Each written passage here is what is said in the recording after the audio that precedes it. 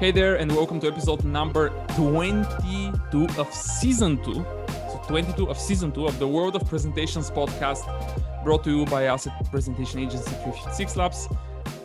Today we have a very special guest. By the way, my name is Boris. I'm the founder of the company, but yet again, I'm not the important person.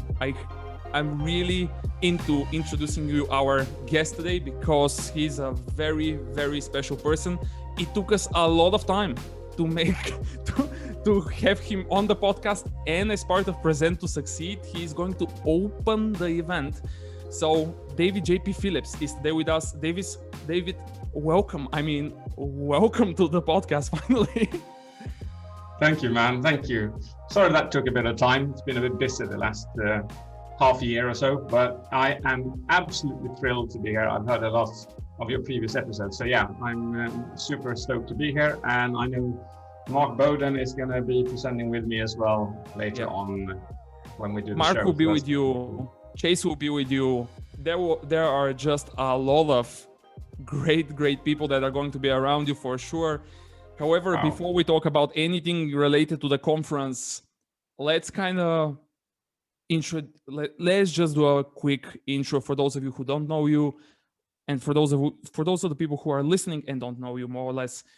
Let us know a little bit about yourself, because I have a lot of questions that I can ask, but let's start here. Sure thing. Okay, so I'm a public speaker, coach. I think I'm most known for my 3 TED Talks, which together today has about 6 million views. The first one was How to Avoid Death by PowerPoint, and the second one was The Magical Science of Storytelling. And the third one is The 110 Steps of Excellence, where I studied 5,000 speakers for 7 years. Yeah. And I guess that's where I come from, but I've been doing this all my life. I've been doing this for 20 years. It's my absolute devotion in life. And it's just, I live and breathe this, you know, this is the depth of my heart. This is my love of my life. Yeah. You can say, like, if people follow you around on, for example, YouTube or any other platform, they can easily say that. But the 3 TED Talks, let's get into some interesting things that can potentially help the audience that's listening to that one. So 3 TED Talks, all of them very different. Obviously, all of them are related to presentations, but how do you prepare for a TED Talk? Like, if somebody is going to listen to that one and gets invited, what would you advise them to do? How do you prepare for those? I've got a very strict regime, and it goes like this. I spend about 6 months writing down all the ideas that come to my head. I start feeding my brain by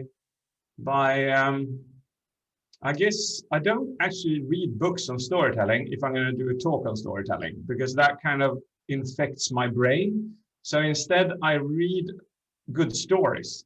So I read people who write good stories, books. I read scientific articles which can relate to storytelling. I feed my brain for 6 months, and I used to use Wunderlist, but they've removed that now. But anyhow, I used to do with Microsoft now. Then I write down every single idea and thought I have for 6 months, and then I stand in front of a whiteboard and I write it all down like a mind map. So every single thing that I have written down just goes up on there. Yeah. I remember my last keynote or last TED Talk, I think I had 3 absolutely filled to the brim whiteboards with ideas.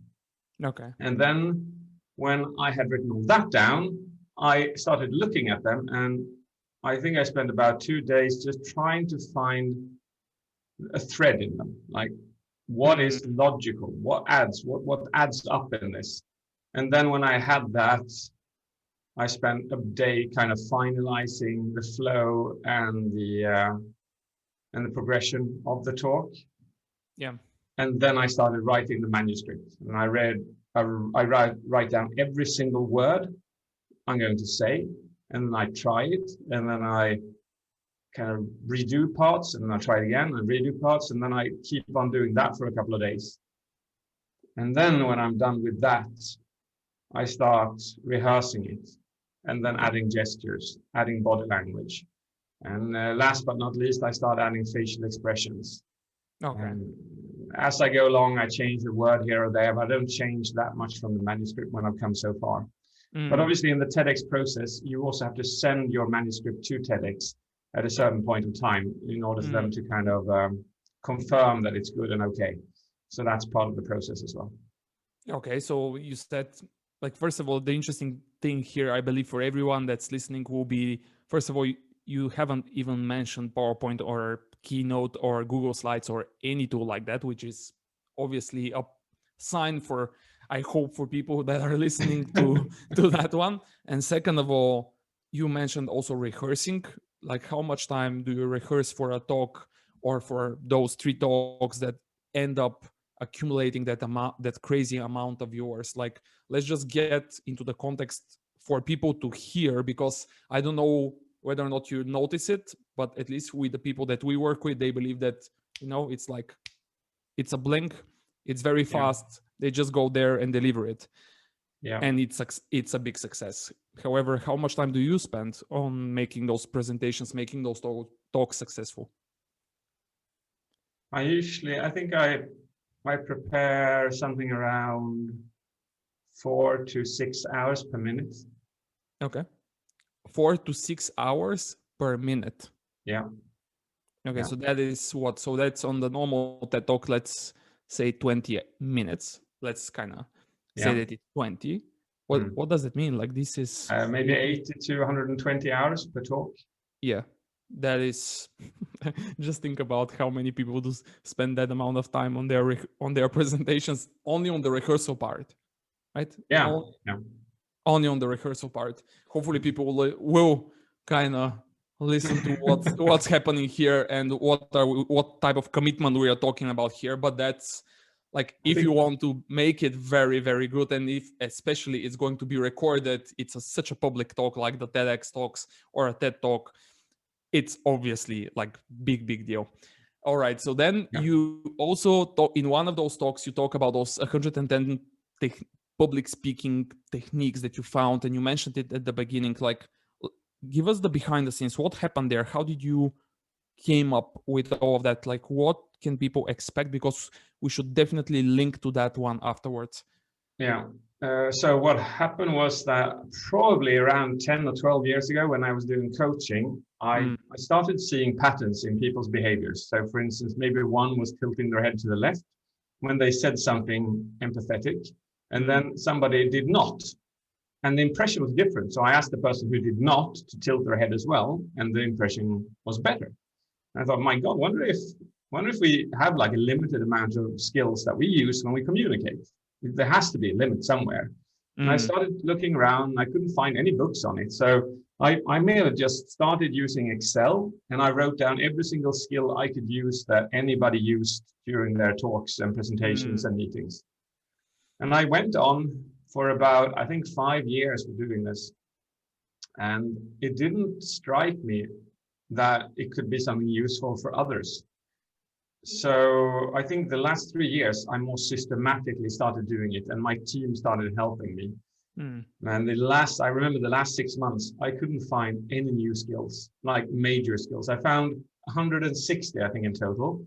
And then I brought that down and kind of grouped them so that they became 110, just an even number, a little easier. 160 is super overwhelming. 110 is just overwhelming. You can't bring it down any smaller than that. There's probably more. I just haven't seen them. And I think if it's 1 or 2 more, that doesn't really matter. The point is this, that the more of these that you learn, and the more of them you use on stage, the more magnetizing you become. So what do you see? Like, I know from your team that you analyze speakers, you're being asked even to analyze speakers based on those findings.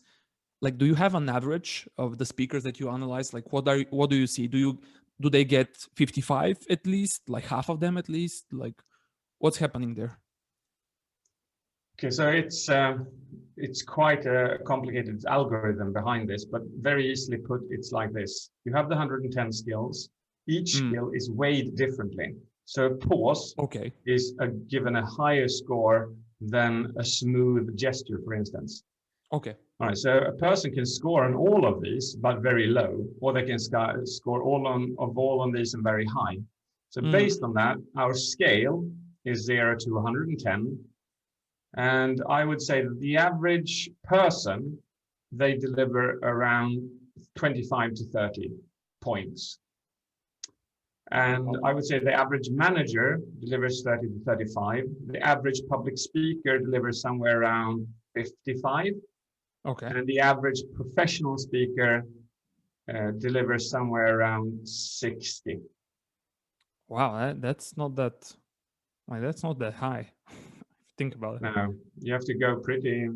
There are very few people in the world that deliver over 85, 90 when it comes to public speaking. Okay, so do you recommend when people see all of those, and you can afterwards, we can name a few of those, of course. You actually named a few of those already, but like, do you recommend, is there like a threshold? Is there a metric that you can say, okay, now that I know them, I would strive for obviously all of them, right? Like obviously, but up until I get to 85 or 90, if I get above this, everything above this is super nice, right? And I'm obviously going to differentiate tremendously. Is there like a number that you see maybe above 70 or 80 or 90 where you can say, okay, like that is surely going to be a really good talk? That's a good question. I like that question. I would say that the number would probably be somewhere around 70, 75. Okay. 70 to 80, somewhere around there. It depends on which skills you apply as well, but around there. What happens then when you're at that number is that you can walk in on stage and practically deliver any content, and it'll be magnetizing. Okay, that is a bold statement. You know that. Yeah, but okay. There's obviously like super. I wouldn't be able to explain how you send a rocket up into space to engineers, for instance. But you could take practically any like basic subject, and you could make people magnetize to it. So what I do when I train people and coach people and build sales presentations for companies, I listen to the sales managers and the CEO, and they pitch it to me. And then I spend 1 hour redoing their presentation, and I pitch it to them. And it's usually the best thing they've ever seen in their entire life. So you redo the presentation in front of them after 1 hour? Yeah. That's nice. That is nice. And they're like, yeah, can we magic, hire you? I think, to their eyes.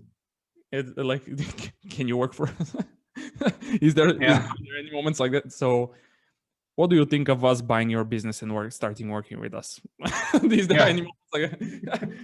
Yeah, especially for some large organizations, there may be a moment in time where they can say, just, okay, that is crazy. I mean, let's just figure it out together.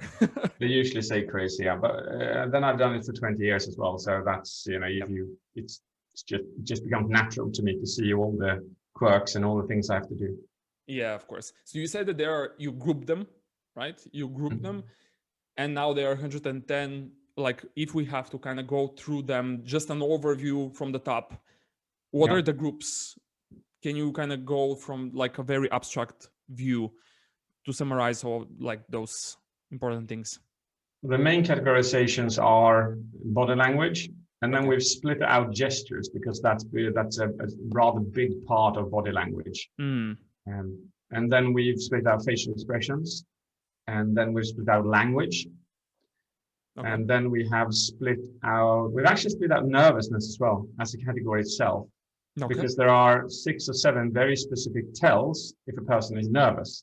And those tells bring down the entire content itself if you're not in control over it. Being nervous and being in control of it is one thing, because then you can actually use that to your benefit. But being nervous and not being in control of it, then you lose out a lot. And then there's actually one category which is really hard to define, and it's called ultimate. I just had to call it something.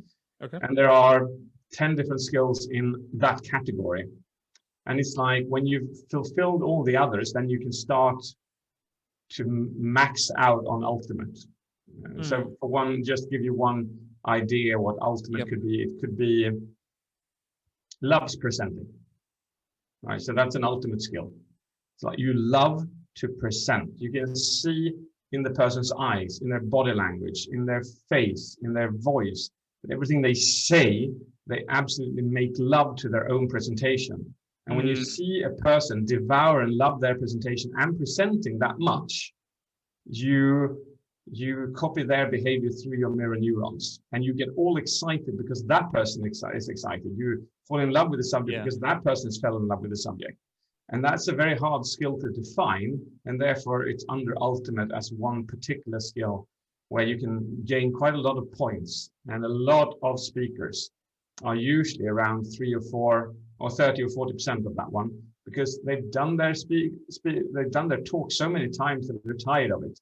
They go like word by word, and you can see glimpses of love in their presentations, or they're nervous and there's no love at all. You know, it's a very important skill to be able to have on stage, and it's taken me a long time to truly show it and have it as well. Okay, so where can people find more about those 110? How do you define them exactly so they can 110 find them? steps of excellence is what I call them. Perfect. So where can they find it? Is it on the website, your website? Well, you have the talk. It's a TEDx talk, and you can have a look at that. That's 18 minutes, and that will give you a super great insight and the best skills. And then I have my jpuniversity.com, where I have collected every single skill that I teach, and just created online training courses around them. Yeah, jpuniversity.com. That is, and you have created this in some, like the design of it is very, very interesting. Like it's like a game or something. It looks very, very interesting. It's not the typical, it's not the typical website where you get an online training. It looks like a book that you open, or like a game of some kind. That's very, very like unusual, I would say. Unusual. Yeah, I think that's, I built that the same way as I built my TED Talks. I spent probably 2 years just gathering how I wanted it to look like. And then I employed a development team, and they spent 2 years building it. And then when they built it, I started adding content to it. So there's no LMS, no learning system in the world that looks similar to it because of that. Yeah, when it's custom built. Yeah, that makes it unique by nature, obviously. Okay, you are all like, I ended up seeing the first talk that I saw you delivering was actually the storytelling talk. Okay. Right? You are very, very much into storytelling, and I mean very much. I mean a lot. And there was also that incredible point that you made that, hey, like, we have been communicating through storytelling for thousands of years, and then the comparisons of written language, all of that, and then, hey, PowerPoint is 40 years old. Like, which one do you believe we are like accustomed to, or our brain is accustomed to more? What is it about storytelling that, like, you believe is so important? Why is it that there is just so much noise in the world of business nowadays about storytelling? What's happening there? Well, in a way, I believe it's maybe something else comes around, but I would believe it's the ultimate communication tool in the world. And why I'm saying that is because, one, we've used storytelling far longer than any other means of moving information from generation to generation. So the grandfather would tell a story which the sons and the daughters would learn from, and then they would apply it in their lives. And we've been doing that for ages. And then secondly, do you know what's interesting? It's that when people say that they are not storytellers, everyone is, because every single day we tell 100 stories easily about our past in our own brain. So we go back into our past and we pick up a story about something that happened somewhere, and we start thinking about that. And then we start feeling sad. We're so good at telling stories to ourselves that we put ourselves into depressed states, anxiety, sadness.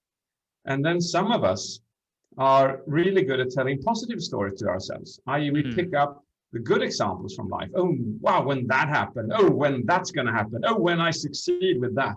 And we tell ourselves success stories in our brain about the past and the current and the future. And so human beings, every single one, we tell so many stories every single day, because that is how our brain relates to our reality. Mm. And when we jack into that tool, well, that's how people listen, because that's how they are used to consume information. We don't see PowerPoint slides in our brain. It's the most stupid tool around when it comes to moving information from one brain to another brain. There's not a slide in the brain. The brain cannot interpret PowerPoint slides as easily as it can interpret storytelling, because that is how it interprets reality. Yeah. That's Many why. people, yeah, many people would probably laugh if PowerPoint was like, if it was possible to have a slides in your brain somehow. Like, Yeah, we have to go yeah. with Elon Musk's Neuralink for that. Yeah, but if you just, once you go back and just start to analyze the type of slides that people see and the types of slides that people create, Yeah. Jesus, like it is very scary story. by itself, that is a scary story also. It's Okay. so shocking, but that's culture for you. We see others do it, so we do it as well. Yeah. Do you see that, by the way, do you see, because you also have the Dead by PowerPoint talk, you're in Sweden and that region by nature is famous, right? It's just famous with the simplicity, with the minimalism of the design. Everything that's being built in that region is just, it's popular, it's famous about that minimalism and that approach to minimalism that it has. Is that, like, do you see it being applied to the presentations people create out there? In a way, yeah. I do believe that the PowerPoints I see in the US and the PowerPoints, or is it, I think, and the PowerPoints I see in Germany, for instance, they are way more complicated than the PowerPoints I see in Sweden.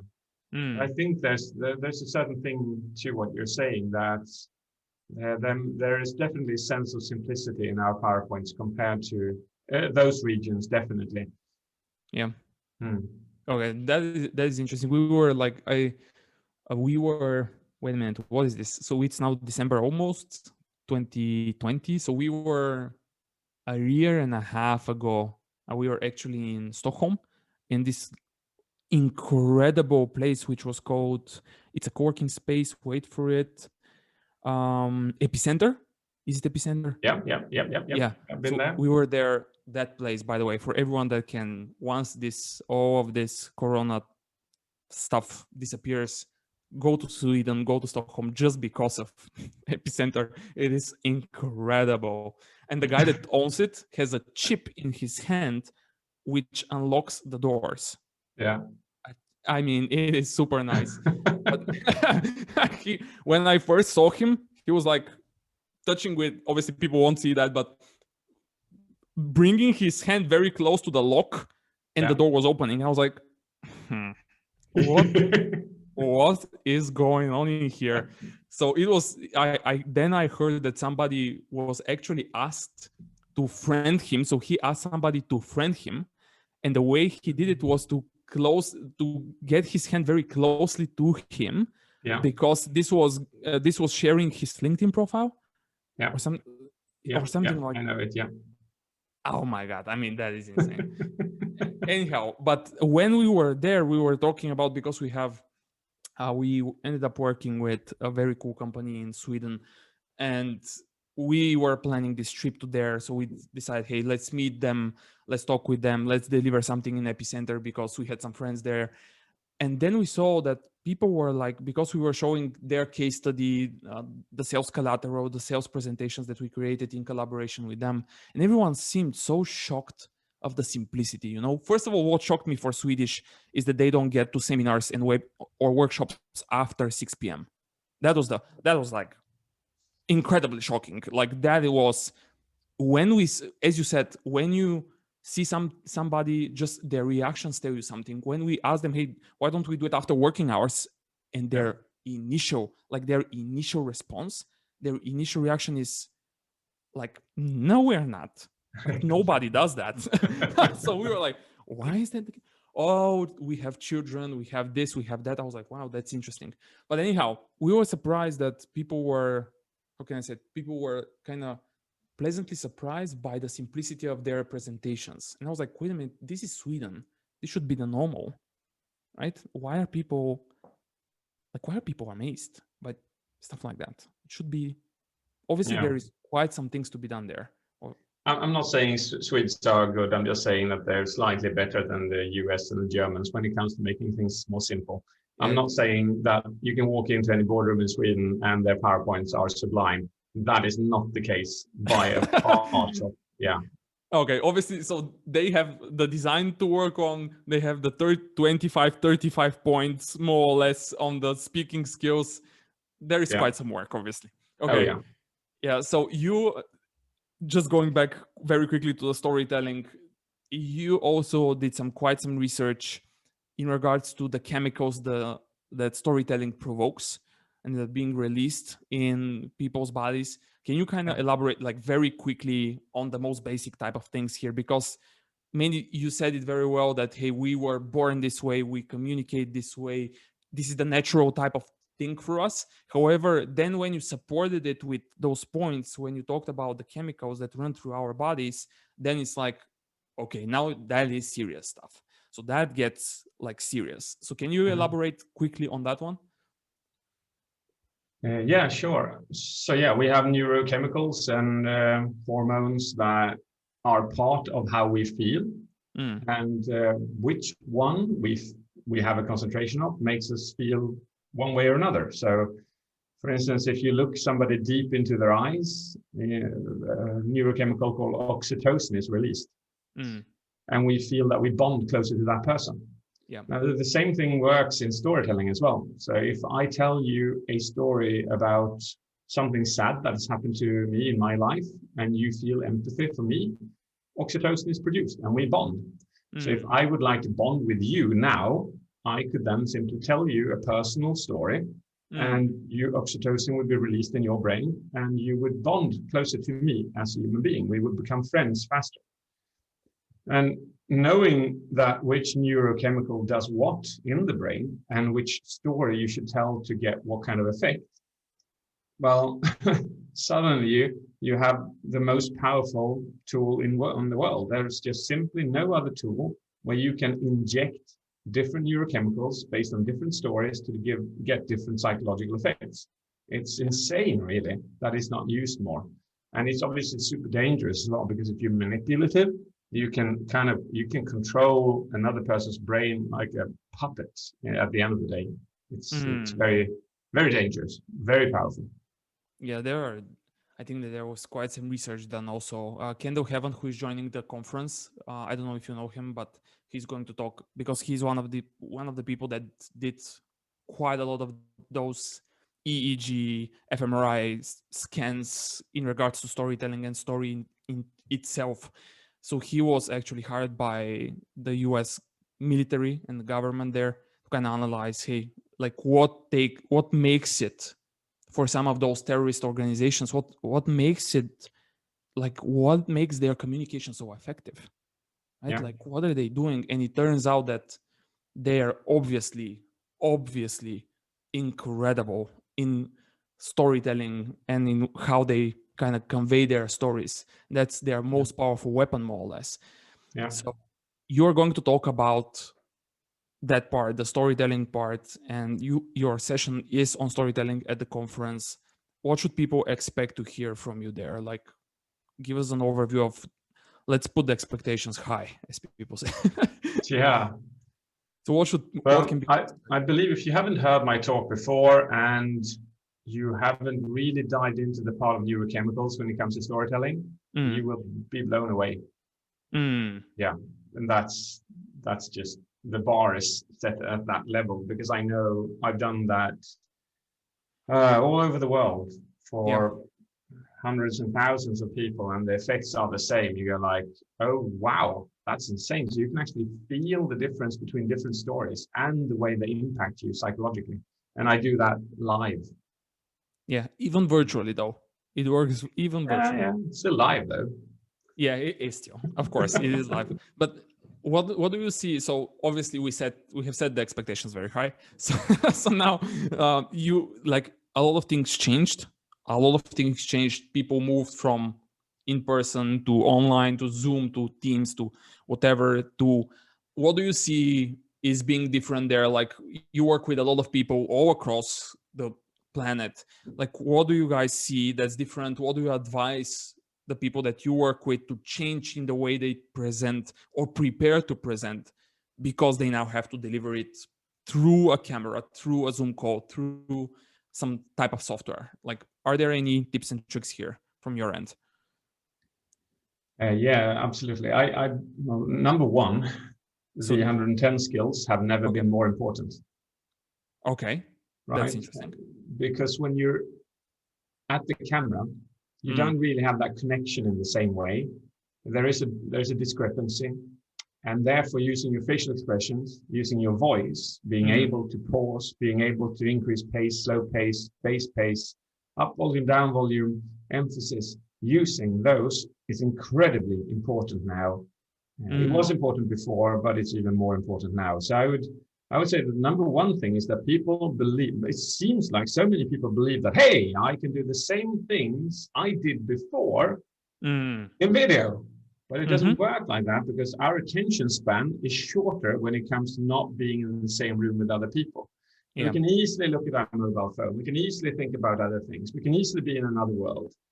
And some people, some companies, there is even allowed to turn off the camera, which is like, they are obviously not attentive in the same way as if they were in the same room. Yeah. But you have to grab that attention. You have to build dopamine. You have to tell stories. You have to use the 110 steps more clearly. Meetings need to be shorter. Meetings need to be more interesting. The objectives need to be sharper. Everything needs to level up in order for you to be good at video conference presenting. Yeah. So what you're saying is that, contrary to people's beliefs, and I will confirm this on our end with our customers, everyone thinks that just because they're at home, it's easier now, but it's not. Yeah. Oh yeah, no. It's way harder than it's ever been. Yeah. Anyway, what are the other, like, if we have to come up, even in the online world or in the in-person world, what are what are the top mistakes that you have seen in those 20 years of your experience working with those organizations, individuals, etc.? What are the top mistakes that people do there? Be that online or in person, like, it doesn't really matter. So people don't. All right, so online, I would say it's the lack of eye contact.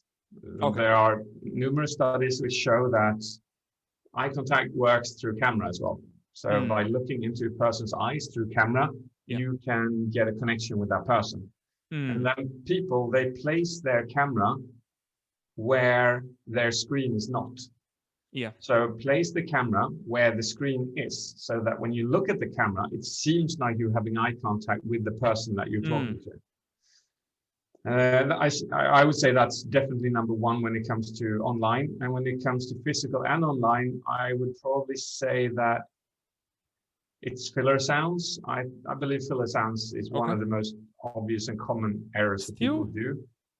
Really? It makes it...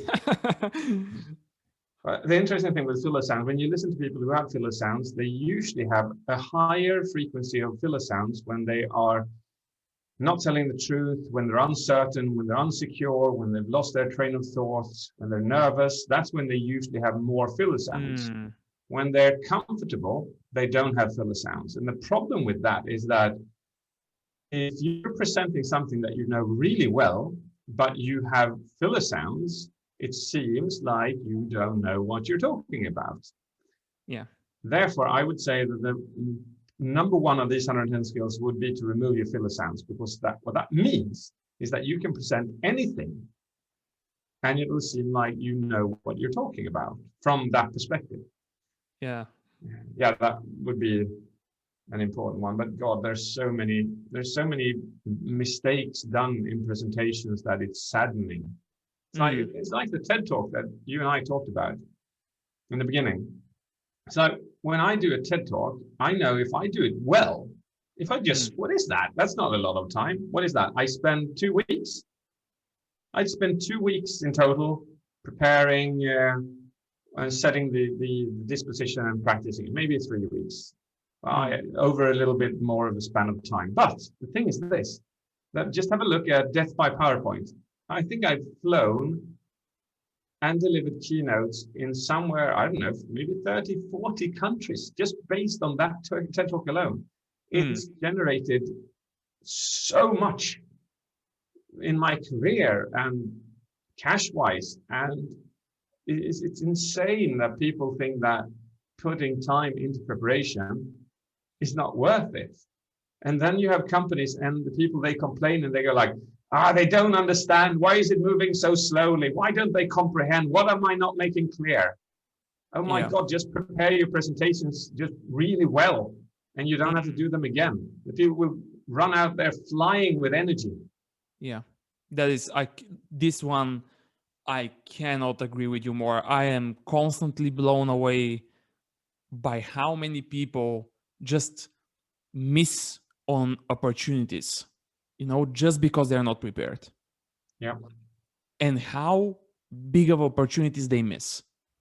Like sometimes you cannot even, I even had moments with the people that we work with saying them, hey, you cannot even justify what you lost. Yeah, you cannot even justify it. How do you know what just happened in the brain of one or two people that are in the room, that are the executives of, let's say, Volkswagen or whatever, that made them disagree, that made them lose interest? And what does that mean for you as an organization? How can you justify that? It's just not trackable. You cannot know. And I always push them. It's just so annoying. I get so annoyed in the same way as you do in regards to how many people miss on their opportunities when they are being asked to present, or when they decide to present themselves, right? They decide to present, they're not even asked to, so it's against their will. And then yet again, they're like, have you heard that one? That's my thing. I have been doing it for 10 years, so I don't have to prepare. You heard that one? Yeah, that one. That's a classic. And hey, move this into family. How many are getting divorces? How many are in quarrels with their partners because they never learned to communicate? You don't prepare for a discussion with your wife or your husband, but you can learn how to communicate more efficiently, i.e. reducing the quarrels, reducing the misunderstandings, reducing the divorces. It's like, this is not a skill in the boardroom only. This is not just a skill for TED Talks. It's not a skill for video conferences only. It's a skill for every single time you open your mouth and you speak to another person. Yeah, I mean, completely agree. Anyhow, let's not get into that one, because when I see your reaction, when I saw your reaction, especially in regards to the top mistakes question, I thought that you are going to say, okay, how much time do we really have here? Because it can take us a lot. Yeah. Okay, so one last here. Obviously, we will link up the university. Obviously, we will link up the YouTube channel, because you're doing some really, really cool stuff there. What else would you recommend people should take a look at that, let's put it this way, is not produced by you? It can be something that's completely unrelated to presentations that you believe will make them better in what they do, like something generic maybe, or what would you point to that's important for them to take a look at, except for everything that you have done, obviously presentation skills in general? Anything that's a favorite of yours, a book, a resource that's a favorite of yours that you always kind of recommend? Do you have something on top of your head for that one? Because people don't know, but that's not rehearsed right now. So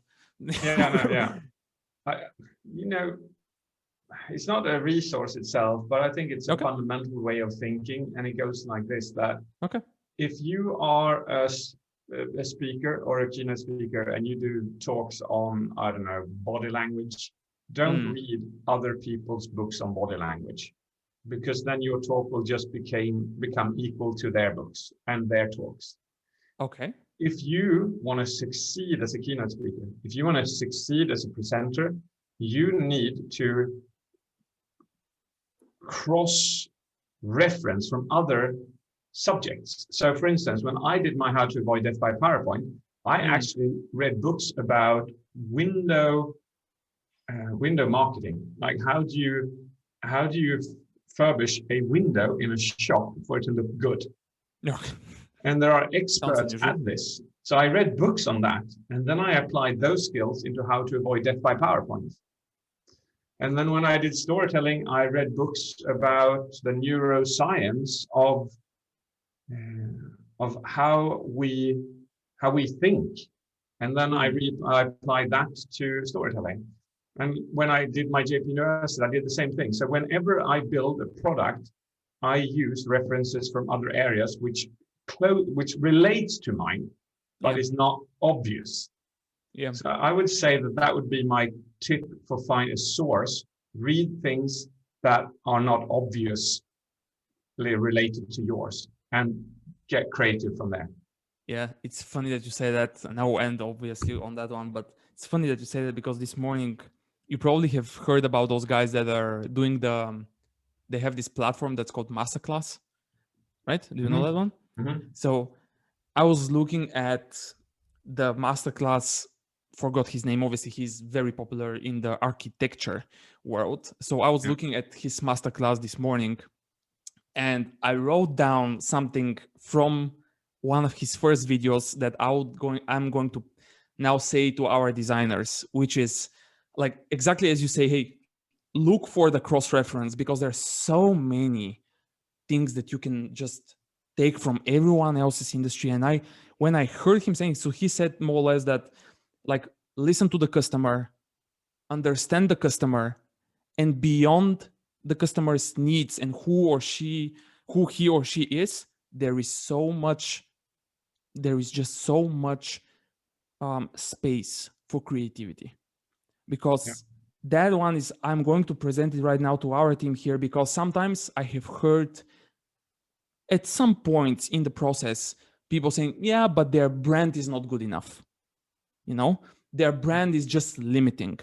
Yeah, accept their brand. There is so much space for creativity afterwards, right? So that is, when I heard it, I was like, it's so funny to say that you were saying something like this today when I was looking at this one. So we are linking JP University. We are linking the TED Talks.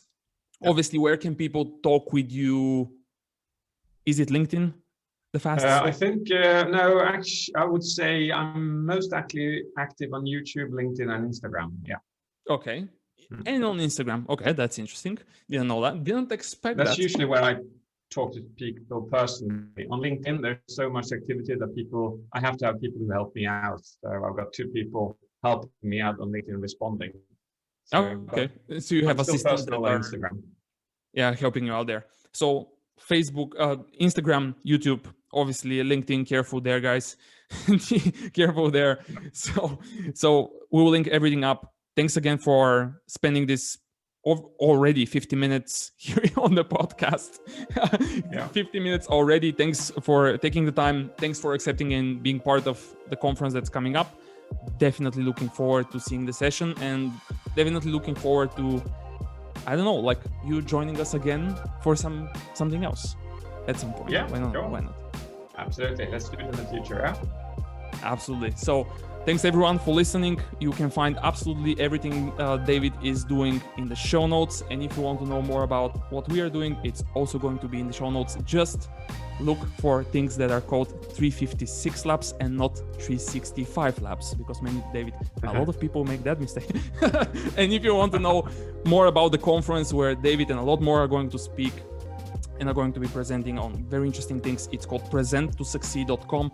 Take a look at that one, and see you in the next one.